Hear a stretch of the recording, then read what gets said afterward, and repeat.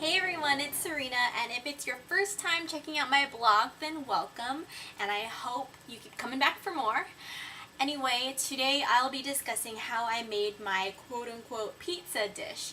Now the reason why I put quotations under that is because it's not necessarily pizza, but it kind of tastes like it and gives you the satisfaction that pizza does. At least it did for me. And the only thing is that it's actually healthy, so you don't have to feel guilty about eating it. Hey, win-win, right?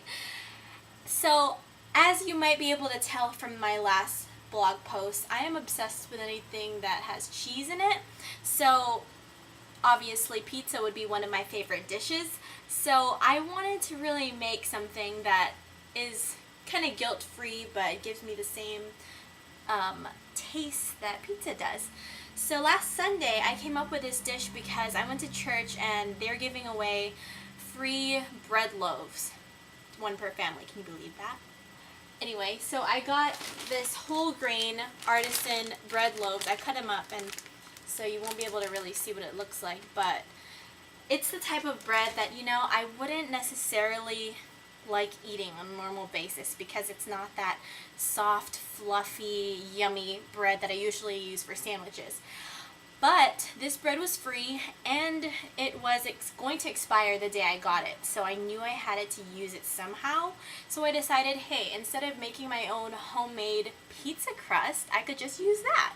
And it worked out really great, and I'm actually making it again tonight per request because everyone really liked it, and now I have a little more ingredients and a little, I guess I know a little more how I'd want it from the first time I made it. So anyway, I just wanted to show you that I had 2 Tyson uncooked chicken breasts from the freezer, and they were extremely frozen, and I didn't have time to thaw them out. So I just cut them up into pieces and tried to defrost them in the microwave with about 30-second increments at a time. And I don't necessarily recommend you doing this because it kind of pre-cooks the chicken. So if you do have the time, I would really recommend you actually leaving it out on the counter to thaw out naturally rather than doing it this way. But anyway, I don't have the time to do that today, so I just thought I'd show you a little trick. And anyway, if you're interested in doing this recipe, then check out the blog below for the ingredients and directions. Okay, so I'm doing a continuation of this particular blog just because the 2 recipes that I'm going to be talking about really relate, and you'll see why in a second. So one of my all-time favorite dishes has always been chicken parmigiana. Of course, as I mentioned, I'm a major cheese freak / addict. So I actually wasn't planning on adding this particular recipe, which I also did from scratch for the first time ever, on my blog. I wasn't planning on putting it on my blog, which is why I wasn't really caring too much about how aesthetically pleasing it all looked.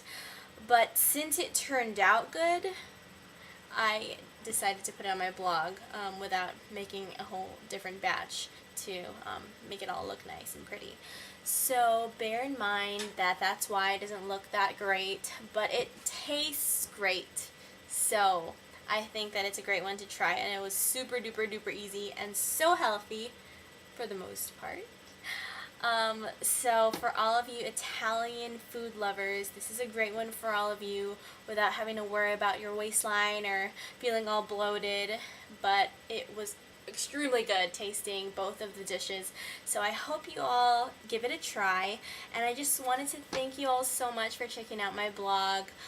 Majority of my friends who are checking this out unfortunately don't even have a Blogspot account, hence the reason why I have no followers. So if any of you who actually do have a Blogspot account could follow me, I'd be utterly grateful. Okay, yeah, so anyway, let me know if you decide to try any of my recipes because I'm always excited to hear how people do with them and how they, what they think of them. So please do that, and also please check back frequently. I'll try to post probably around 2 times a week. Yeah, so keep checking back, www.cookingupsomesmiles.blogspot.com. Alright, thanks guys.